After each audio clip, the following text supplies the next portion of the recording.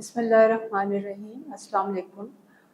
हमारी आज की इस वीडियो का मकसद आपको IVF के हवाले से कुछ मालूमात फ़राहम करना है और उसमें एक बहुत अहम सवाल जो IVF कपल्स हमसे करते हैं कि इसकी कामयाबी का क्या चांस है या IVF का सक्सेस रेट क्या है। आज हम इसके ऊपर बात करेंगे आपसे। अब मेरा नाम प्रोफेसर डॉक्टर फौजिया मन्नू है। IVF के सक्सेस रेट के हवाले से जो मोस्ट इम्पॉर्टेंट पॉइंट मैं हाईलाइट करना चाहूँगी वो ये है कि इसकी कामयाबी 100% नहीं है और इसकी कामयाबी का चांस कितने फ़ीसद होगा ये हर कपल की इंडिविजुअल डायनामिक्स और उनकी हिस्ट्री पे डिपेंड करता है। एवरेज सक्सेस रेट जो होते हैं और अच्छे सेंटर्स का ये सक्सेस रेट होता है इस 40 to 50%। लेकिन जैसा कि मैंने कहा हर कपल के अपनी हिस्ट्री की बेसिस पे ये वेरी कर सकता है।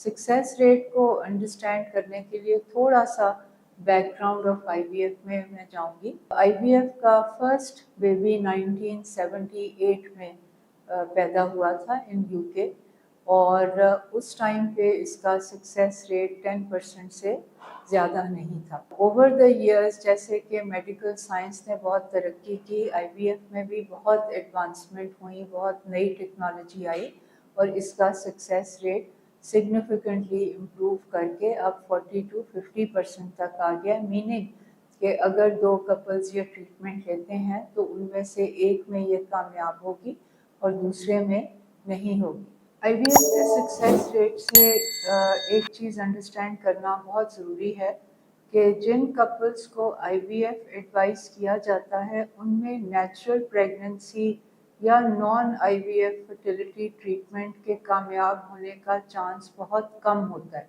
एंड इन सम केसेस तो 0% होता है। सो ऐसे कपल्स के लिए जो IVF का सक्सेस रेट है 40 to 50% वो बहुत बेहतर है क्योंकि और कोई ऑप्शन ऑफ ट्रीटमेंट उनके लिए अवेलेबल नहीं होती। Thank you. पाकिस्तान के टॉप डॉक्टर्स के साथ अपॉइंटमेंट बुक करें, वो भी पेशेंट फीडबैक देखते हुए। आज ही ओला डॉक ऐप डाउनलोड करें। ओला डॉक, डॉक्टर का अपॉइंटमेंट आसानी से।